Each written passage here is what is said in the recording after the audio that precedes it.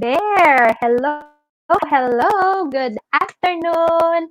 So welcome to Coaching Think Talk. So I'm Coach Phoebe from Life Coach Philippines, and this is Coaching for Self Literacy. So this coaching conversation is for people who are going through a journey of self literacy. So it's really more of understanding self significance, gaining self trust, and self-recognition. So it is my mission to help you unleash your better version as you journey in discovering your essence, embracing your truest self, restoring your identity after disruption due to undesirable experiences in the past. So yeah, thank you for joining me live today, and please leave your digital footprints by letting us know where you are coming from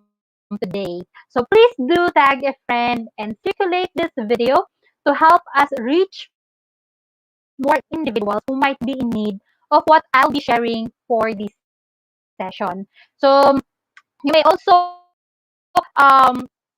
give some shout outs, and so just comment in the box below to the people whom you want to greet, and reach out with some inspiring message. So if you are watching this on a replay, please do comment #replay. And I am streaming via FB page of Life Coach Philippines and YouTube channel Coach AI Connect. So if you are new to the platform, please like, follow, and subscribe. So we are looking forward to see you more and have updates on what we will be having. So for today, yes, you can say it. I will be sharing with you your gift and its benefits. So just to give you a view of like an introduction of who I am, I'll be sharing this with you. So yan. Once again, I am Coach Phoebe, certified CACC or co-actively create life professional life coach. Ayan. And a mental health coach. So I'm representing Life Coach Philippines as well, and I'm a proud master builder apprentice of Master Coach A, where we build thrive as we help your unstoppable dream come true. So my mission as I build this SME coaching community is to help 1 million victims of abuse and give them hope that living beautifully, being mentally fit, and having a good future is possible. And I'm also promoting safe ecology for 100,000 of families nationwide to protect the next generation from abuse because they deserve, that is what I am believing in, that they deserve a safer and better place to live in. And also for every me, that means you. Yan. For every me in the family to thrive.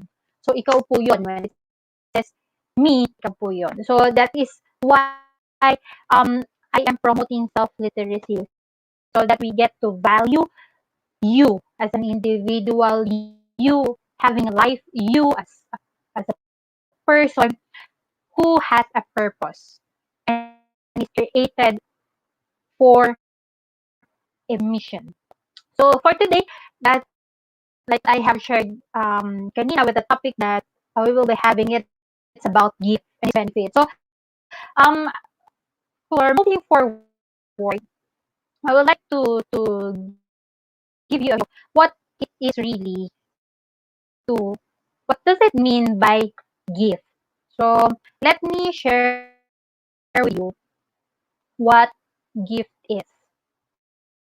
So yeah, so let's start to define what is a gift. So it says here, a gift is a thing given willingly to someone without payment, or it is called a present. And so if any one of you would want to give also a definition of what gift is, then you may share it on the comment, and you may want to really give an insight of what for you is a gift. Then the other one that I'll be sharing with you is it's a natural ability or a talent. So let me know in the chat box. What do you think is a gift for you? So I would like to acknowledge the people who are joining me live today. So yan, Mayor Leonard Cales. So thank you for joining me this afternoon. So watching from La Trinidad, Benguet. So hello po dyan from La Trinidad. Sa mga nasa La Trinidad, Benguet. So also with Coach Nords. Ayan. So Coach Tin. Ayan, thank you po. So yan po ay from Pasig naman si Coach Tin. Thank you for joining me live today. So if you are someone who can share with me anong ibig sabihin ng gift, then you may freely share it on the comment. Then I'll be delighted to read it kung ano yung isabihin niyang gift for you. So I'll be sharing with you quote that I have seen. So let me read it to you. The title is My Spiritual Gifts. The shiny copper penny that I give to you today is like the gifts that the Lord gave you to help you on your way.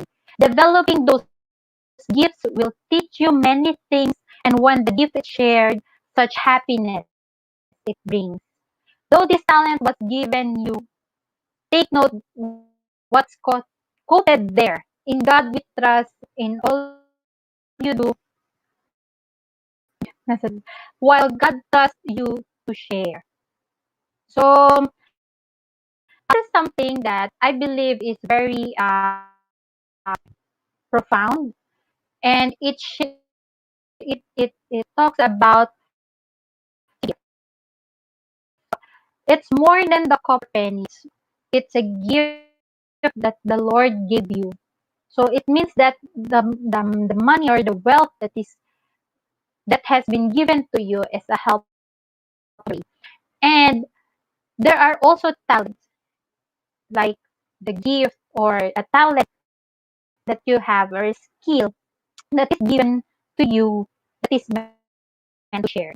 So when we are in a moment of really sharing it and uh, having it like as a purpose for someone to be of help, to be a blessing to somebody, then the more that the Lord will be delighted because at the very first ano naman at the very first thing that the Lord has purposely given is it to you, as He entrusted it to you, is for you to be a good steward of it, di ba?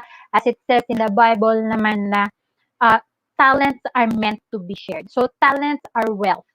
So ibig sabihin po, whatever we possess, what the gift and the talent that we have, we are able to have it as a wealth and something that will be multiplied as we continue to share it, as we continue to cultivate it, as we continue to develop it, and let it be a blessing to other people. So ano ba yung sa tingin niyo dito? Like for those who are joining me live, then you may want to share yan sa on the digital space. What do you think is your talent? So what do you think God gave you as a gift? So something that we could share here on the digital space. So and I would like to recognize Coach AP Marife, ayan, for joining. Thank you, Coach AP, for joining us today. Yes, sabi niya, God's gift. Yes, we have our talents as our God's gift. So, um, please do share kung meron kayong mga talent dyan. So, yung mga tao na who are watching us today are also uh, waiting for people who may be of help to them. Then you might be someone na that would be an answered prayer for them to help in something that they are working on right now. So, do you believe that, di ba nga, those gifts or those talents are something that God gives you in order, di ba sinabi nga dito that will help you on your way. So ibig sabihin, those gifts or talent would be a channel of a blessing, a channel of wealth, a channel of abundance for you. So it can be turned into something beautiful. Yan yung mga benefits nung gift. There is really more into it. So do you have a talent that you think can be turned into a business or something like a source of income, a source of wealth, something that you can really use and get benefit from. So um I am going to share with you something that I have learned from Master Coach A dun sa sinabi niya, dun sa kanyang talk before that uh, learn about your gifts and grow rich. This is something that this sharing is taken from it, and I would like to really honor Master Coach A for this, for sharing this. And right now, I want to really share it with you because there are a lot of people like for example, there are a lot of people like during this pandemic na nawalan ng trabaho. So maybe this one is something that will allow you to reflect more on about yourself and what are the things that you can you possess or you have right now that will help you to grow, to find an income, to find something that will be a source for you to really thrive, for you to start developing your talents and allowing it to be a source of income, like eventually really be a wealth for you. So, can you think of the ideas on why um there are there are dreams right now that na hindi ano yan, gusto kong gawin to. I really want to, for example, I really want to put up a coffee shop. Tapos, other people would dream about it, but would not make it. But they know deep inside that they want it. And they believe that they've got a talent for it. Alam mo yun, it could be someone like a person who has been through an experience of being a barista. Di ba karamihan naman, mga ganun. So like, even the bakers, yung mga nagbe-bake, tapos working on a bakery, di ba they would always also dream of having a bakery. So, bakit, yung ano dito, yung point dito is, bakit nga ba hindi nararating? O what are the things or are the ideas you are not running this business for your dreams, for something that you really want to have? So I'll be sharing with you ideas on why you are not running the business of your dreams right now. But before that, I would want to really give a point here that these are oftentimes the reason why people would not have yung dream business nila. So let me run through this with you, and if you have some insights or comments or if you can relate onto this, then let me know. Yan, in the chat box. So ayan. So I'll be sharing ideas on why you are not running the business of your dreams right now. So the first idea is ayan, you struggle about the concept. Ayan, you struggle about the concept of talent making you rich. So, struggle about the concept of talent making you rich. Therefore, it is difficult for you to identify your single talent that can give you the biggest opportunity to grow rich. So, ibig sabihin po, yan, is when you are sorry,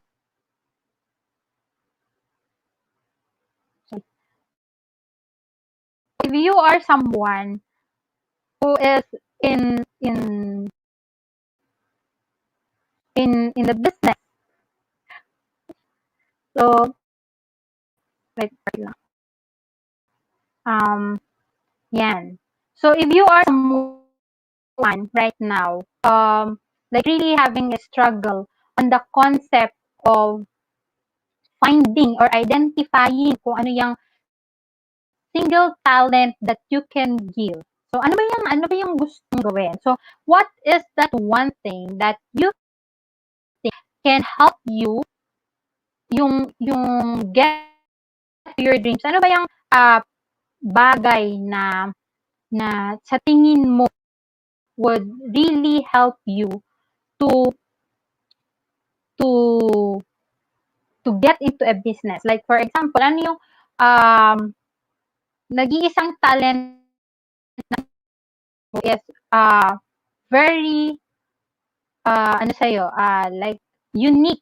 Ayan. So something that you love to do, it is a talent that you think would really if it is something that na pag ginagawa mo, you spend a lot of time in it tapos nakakalimutan mo na yung oras. Ayan. So it could be something like for example, people who are into baking, 'di ba?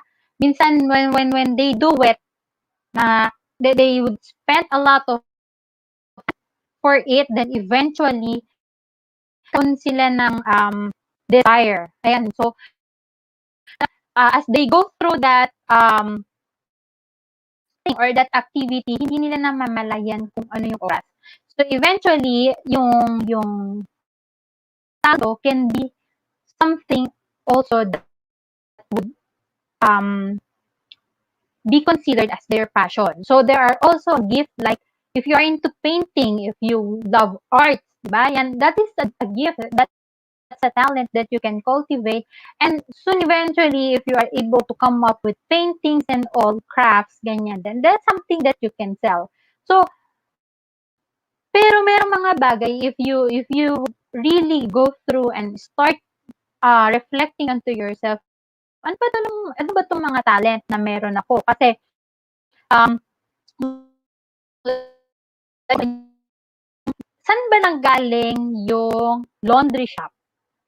So 'di ba if you would really think of it, ito yung mga taong yung sa paglalaba paglalaba, pamamalansya, yan yung mga ginagawa nila. So therefore eventually it became a business. So saan ba like for example, people who really find in need. So for example, yung mga water refilling station and all, there's a need. So yung mga tao dito like it's something simple that we can really turn into a business. So meron yung mga business, 'di ba, like alam mo yung mga flowers, like dried flowers. So merong mga tao who are really into it. Tapos then eventually ginagawa nila it's a business.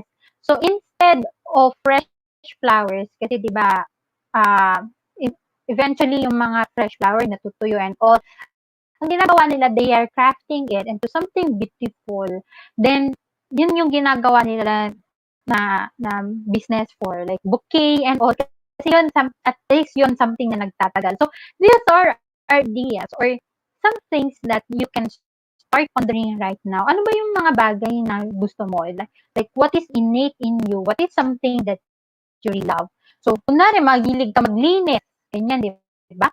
So, that could also be a business. So, kung kunwari, kaya nga, di ba, nagkakaroon ng mga manpower services because of that. Kasi mayroong mga specific talent like carpentry, um, yung mga pag-aayos ng mga tubo and all.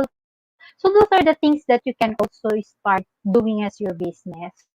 So, yan po yung isa sa mga ideas na na na that would yun yung reason kung bakit hindi tayo makapag-start ng business. Ayan, kasi hindi nata-target kung ano yung gusto. The second one is, you know that you have so many talents, therefore, it is difficult for you to choose and focus on the most valuable talent that have the biggest opportunity for you to grow rich. So, ibig sabihin, ito naman yung mga taong maraming talent. Ayan, and hindi makapili kung alin doon yung gagamitin in order for them to start kung ano yung business na pwede nilang simulan. So, like, for example, if someone is really into an art, o kaya teaching, ayan, tapos hindi na makaisip kung alin dun yung uunahin. So, kaya hanggang ngayon, hindi pa rin nakakapag-come up with a business or something that they would really use uh, for them to really strive and for them to really start having a business and for them to really make yung gifts nila into income. So, ayan. The third idea is the starting point is not clear. Therefore, either you feel overwhelmed or confused with the available choices for you to get started using your talent to grow rich. So, ibig sabihin, ito yung hindi ko alam paano magsimula. Hindi ko alam san ako, kung ano yung uunahin, ano yung kailangan gawin, ano yung mga bagay na kailangan i-consider for me to start. So, ayan, kasi marami nang naisip, di ba? So, bago pa nasimulan yung, yung, yung negosyo, marami nang naisip na mga bagay kung paano sisimulan. So, ano ba to? Like, for a coffee shop, ano ba yung concept? Saan kukuha ng ganito? Ganyan. So, these are the reasons na eventually na overwhelmed. Tapos, parang sa utak nila nahihirapan na sila.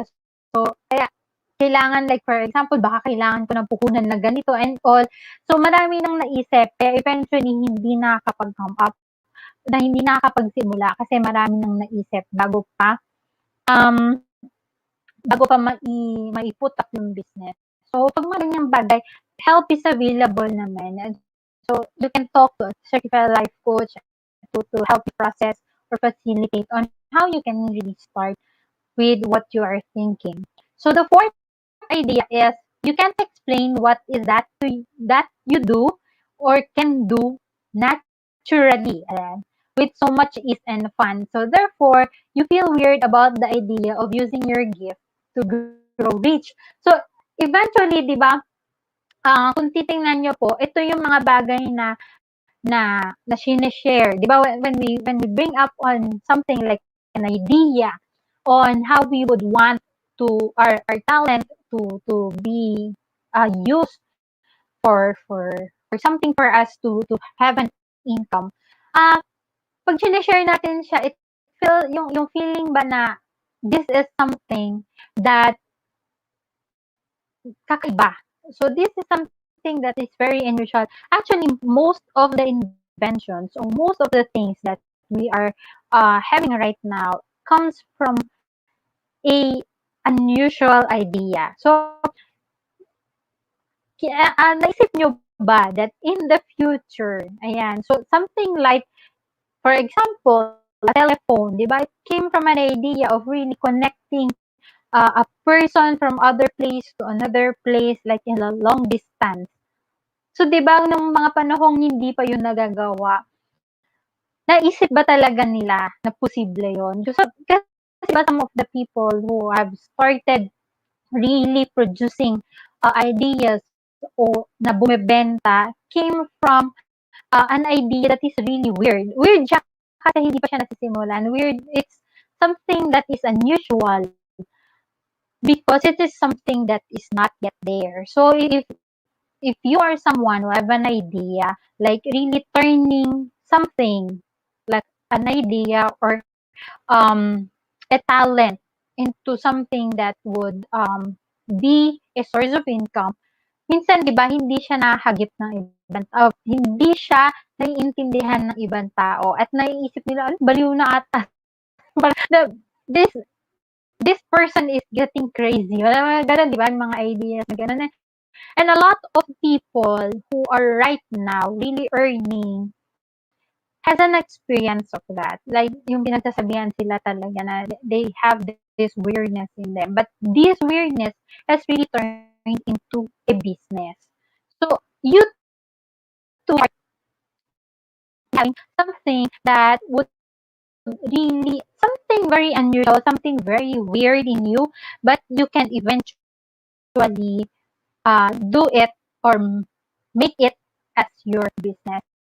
So, di ba yung like, for example, yung pakikipag-usap sa mga tao, like really listening to them, really understanding them and all, having that point of really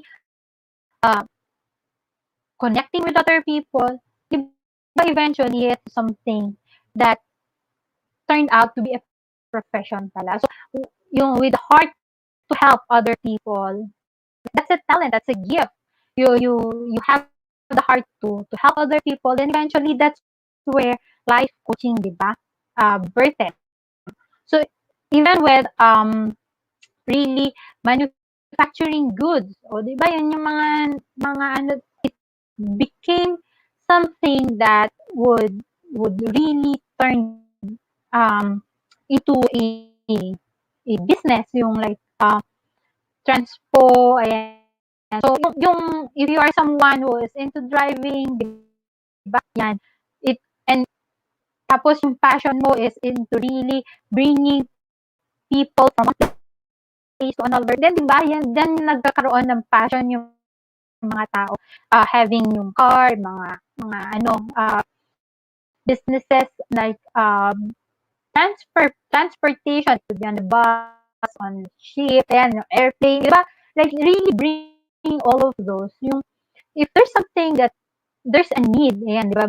There's a need that you would want to fulfill, then there goes the opportunity for you to really have yung talent mo turned into something like an income. So, ayan. So, thank you, Coach Norge, Coach Lynn, and Master Coach Hasmin for joining. Salamat po for joining me live today. So, the next thing that I'll be sharing with you is what are the 5-step process to turn talent into income. So, ito naman, it's something that yung 'di ba, if you start identifying what is your talent, what is that something that you would love to do, alam mo yun, even kahit umabot ka pa ng ano, ng ilang oras, ayan. So, gustong-gusto mo talaga siyang gawin. It's something that you are so passionate to do. Like for example, writing, painting, baking, so kung ano man po 'yan. Kahit nga cleaning, eh, 'di ba? It could be it is a talent, ha, 'di ba? Not everyone can clean. Not 'yun, yung so, not everyone can cook, ayan. So, cooking and all. So, if it is, how can you turn itong mga talent that is really innate in you into income? So, let's share with you 5-step process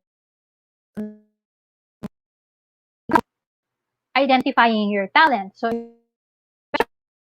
maintindihan talaga kung ano ba yung talent na meron ka.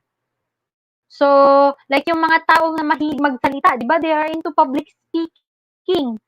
So, binabayaran, mahal po talaga ang public speaking. It's something that is really very, because not everyone can do that. Not everyone can present a message. Not everyone can speak in front of a crowd and deliver a message. So, di ba, yun, puhunan lang nila boses, di ba, dubbing, ayan. So, like, I remember Coach Clean, yung like, people who are really having that voice, maganda yung mga boses, they are into dubbing, di ba? So, people who are into to animation, who are, di ba?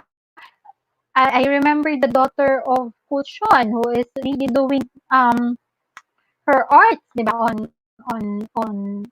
on the things, yung mga na like that animation and all. So, there are innate talents that we have that we can really turn into income. But the first thing that we must be what we must start to do is to identify ano ba talaga to? What is this something that is very innate in you, something that you really want, that um you can be passionate about. Ayan. So, something that you think would really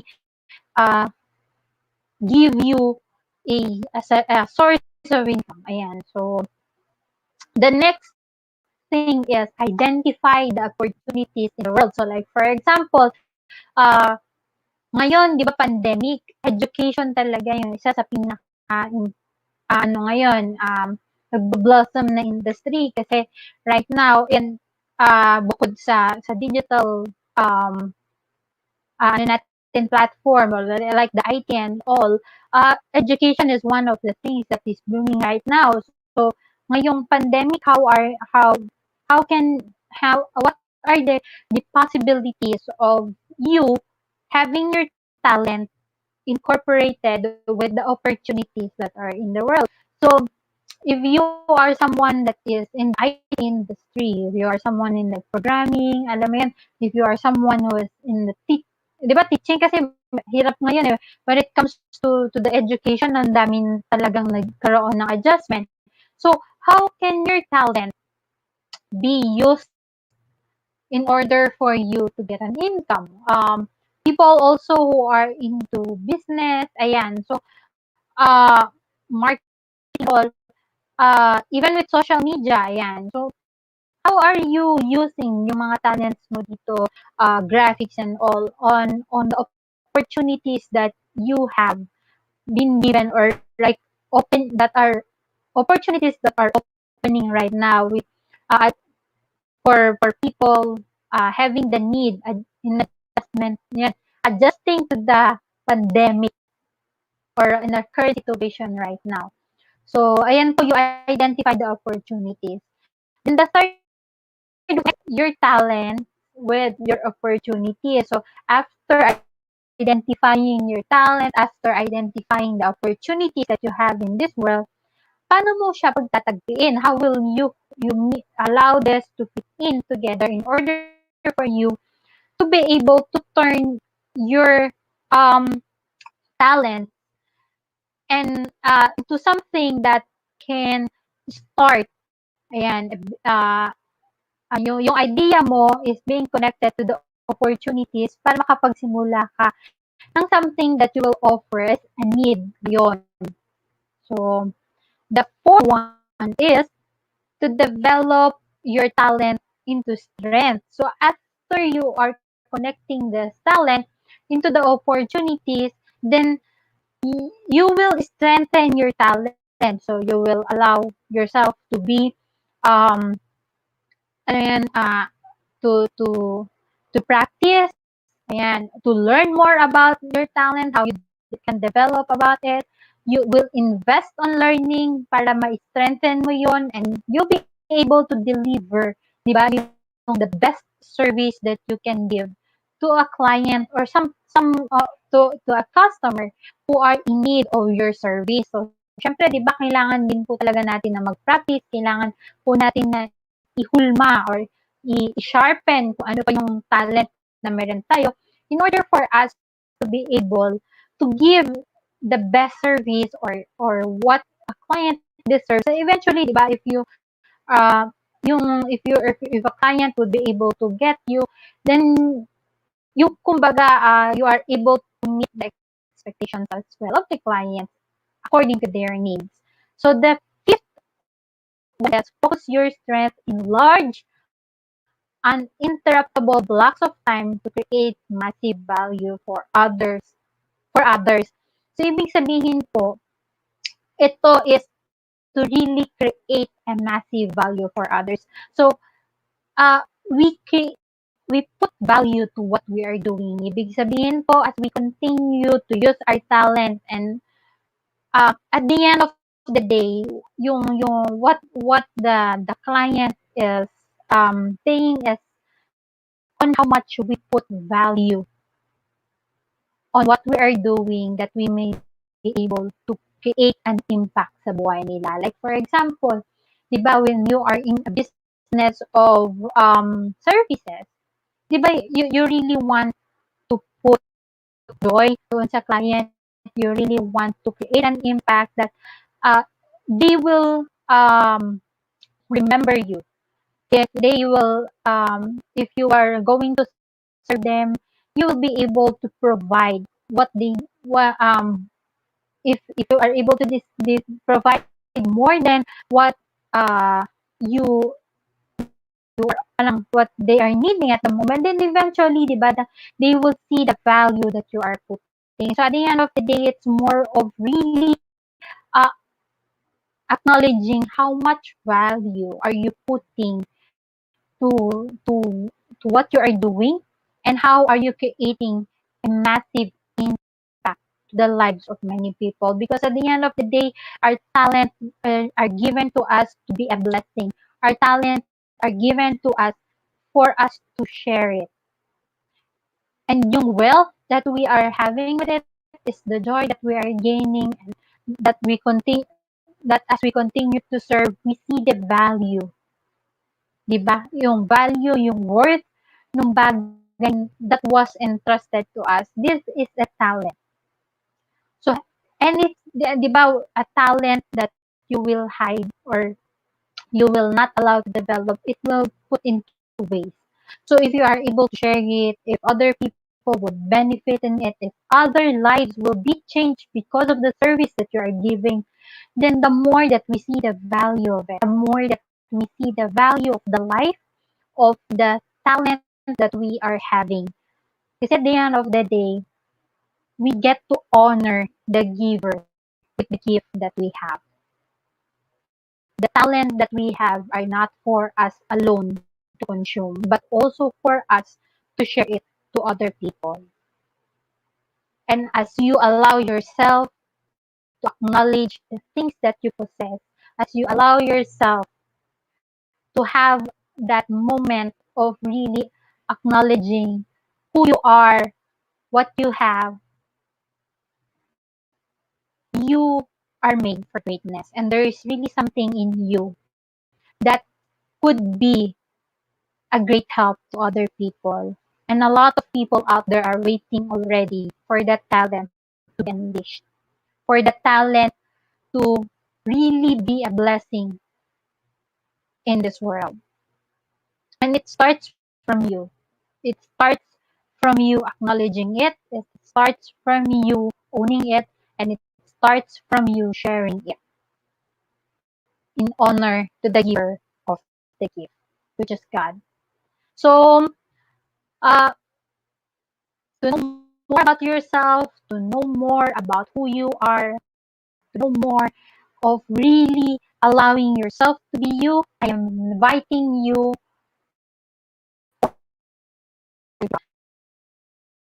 So I'll be having a workshop on May 30. That's a Sunday at 3 p.m. Permission granted. Ayan, how to give yourself permission to be you. So I invite you for this. The early bird promo rate is 999, but for the regular fee, it's 1,500. So if you are someone who would want to give yourself the permission to be you, the permission to discover your innate character, permission to live the life that you want to be, have giving yourself as well the permission to take that adventure with yourself. So really discovering more about yourself. So permission also to build a deeper relationship, ayan, with your inner being, permission to write your story, and permission to have a purposeful living, then I'm inviting you to join this workshop. So it will allow you to really understand more about yourself and who you really are, and what are the things that you can offer. What are the things that you believe you are worthy of. Ayan. So, if you are someone who is interested, then do connect with me at 0927-3924119, or send me a message, ayan, on my on or comment. Ayan, send me a message, put a comment, and let me know if you are interested to join me on my workshop. So, in line with this, I would like also to share with you, because this is something that I believe would be of great help to you, as as you understand more about yourself, you get to understand as well what are the mental models that is working in you, that would really affect you on your thought process, that would affect you on the things that you are doing. Like for example, right now with the decision making that you have, the things that are um, connected with you about your life, your responses into every situation, then be learning is something that I believe is would be of help to you. So as for this month of May, yan, as we continue to serve the community, Master Coach A launched the Be Learning e-card for the big heroes of our generation, and that big hero is you. So Be Learning e-card unlocks opportunities to smarter living with monthly perks. So it includes first one, the 5% food and beverage discount from Cup Coffee Republic. The second one is the Mental Model Masterclass, yan, by Master Coach A. And the third thing is, so ito po, pinakamaganda na ano ninyo yung mental model kasi it's something that is very um yung mental model masterclass of Master Coach A is something that is very helpful to you, and that would really be of help to you as you start setting your goal, as you start living a smarter life. Ayan po. Tapos after, syempre with all the mental model masterclass, if you need someone who will facilitate you, then it has also a 19-minute coaching session, yan, by coaching entrepreneurs from Life Coach Philippines. So it's a full pack of great benefits for you to really start living the life, leveling up. Ayan. So for the next month's mental model masterclass is scheduled on the 19th of June 19 po. So mark your calendar. June 19 is Saturday at 7 p.m. Master Coach A will be teaching about the mental model barbell. So you discover how you develop mental fitness. Ayan po, di ba? We allow ourselves to develop that mental fitness by regular lifting of the mental model barbell. So mental model barbell. Master Coach A will teach us how to make goals, or yan, hit it and enjoy it. Ayan. And also, syempre, di ba, to free yourself from failure after failure that can lead to destruction, addiction, depression, anxiety, suicides, and unfortunately, far more undesirable things in life. So, free yourself from all of those and allow us to have this mental model masterclass and eventually be able to have a smarter living. So, yan, please connect to Coach Maureen or Coach Rizal through 0917586161 to register and get your B Learning e-card. Tapos, if you are if you will be registering for the month of May, ayan, you will be part of the founding member, and you will have an opportunity for lock-in of a membership fee of 1,500 monthly for lifetime na po yan if you will register for the month of May. You will never ever experience membership fee increase when you avail the program as a founding member. So ayan, before the month of May ends, and I really encourage you to join and be part of the founding member. So this is really something uh, that we would really want to give to you. So um, next thing naman is if you are someone yan help someone that you would really need a home where they can just be safe to be themselves, then I am sharing this with you. Visit the Cup Coffee Republic. So you can also connect with Coach Rizal, with the number that is being flashed on your screen. It's a place of refuge. It's a place where you can just really be yourself. If you really want to discover more about yourself, or if you are in a journey of, alam mo yun, having a dream, your talent, turning it into income, and you really want someone to help you facilitate, help you to have that journey of making your dreams come through, then at anytime po, a life coach will be available at Decaf Coffee Republic to help you. So we are open from 9 a.m. to 8 p.m. So right now, if you are available, then we are open naman for dine-in customers na you pay a visit and allow us to really journey with you, to allow us to make your unstoppable dreams come true. So at the end of the day, we are thankful for whatever it is that we are receiving. We are thankful for our life, for the talent that we have, for all the things that we possess right now. And with that, having a gratitude journal, having a gratitude journal prompt would really be of help to you. And if you want to know more about all of this, then please do connect with us. Connect with the Coffee Republic. We help you find ways on how we can build also that gratitude attitude, that we will be able to really magnify the blessing that we have, the things that we possess, or the talent or gifts that we possess, that we may be eventually allow ourselves, ayan, di ba makita natin kung ano yung mga meron tayo and would turn it into something like a blessing, a business, an income that would eventually honor the great giver. So thank you for joining me today. If you are someone who would want to connect with me, if you are someone who is in the journey of self-literacy and would really want to understand more about themselves, that they may be able to respond rightfully in every situation that they have right now, whether it's in the past, something that is so undesirable, that they want to really have a good life in the future, to live beautifully and be mentally fit, then please do connect with me. I have these pages that are being flashed on your screen. So my personal Facebook account is Phoebe Taren Reyes.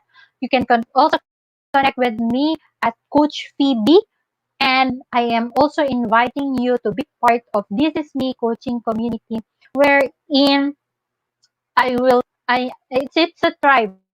It's a tribe for us to continue to nurture you, to develop who you are and appreciate who you are. And eventually, di ba, there are times that we are continuously chasing for the things that we believe we want in life, but we um fail to recognize that it has to start with us. Like for example, we continue to pursue for that attention, we continue to pursue for something like love, care, um, something that uh, like are you someone who is feeling like I feel like I'm not being part of a family, so I'm not being loved, I'm not being cared of, I'm not someone who is worthy enough for a person. But have you ever thought of, were you able to give that love, that attention, that recognition, that trust to yourself? Or you are continuously in a journey of seeking it from other people, when in fact it must start from you. So if you are someone who is in this journey of really finding your value, finding who you are, like really after very undesirable experience, you would still want to be happy, but you cannot find it because you yourself do not give it. So I invite you to join This Is Me coaching community. I would you may answer the questions as you send a request to join in order for me to approve you, and let me journey with you. Let me allow us to have that journey of really acknowledging who you are. At the end of the day, it is you that matters. It is you who needs everything, the nurturing, the love that you have been seeking for. So I am also part of Life Coach Philippines. So if you are someone who would want to connect with me, then you may also connect with me through Life Coach Philippines. So just check the page. So as I end this conversation, let me invite you and to be part of what we are doing as an organization of professional certified life coaches. Do join us for another coaching conversation conversation tomorrow with Coach Glacy for coaching for 70 times 7 at 10 in the morning, Coach Nilo for coaching for mindful transitions at 2 p.m., and Coach Candy for coaching for mental fitness at 4 p.m. And I would like also to invite you to Master Coach is co-actively co-create Life Coach Certification Program. Diyan po ako graduate recently. And this is a comprehensive approach to learning and mastering life coaching as an active process of creating a new path to achieving results in life. So that success is inevitable in every coaching relationship. So it includes 21-day web-based learning, 3-day live coaching bootcamp with Master Coach A, and 3-day live business bootcamp with senior coaching team.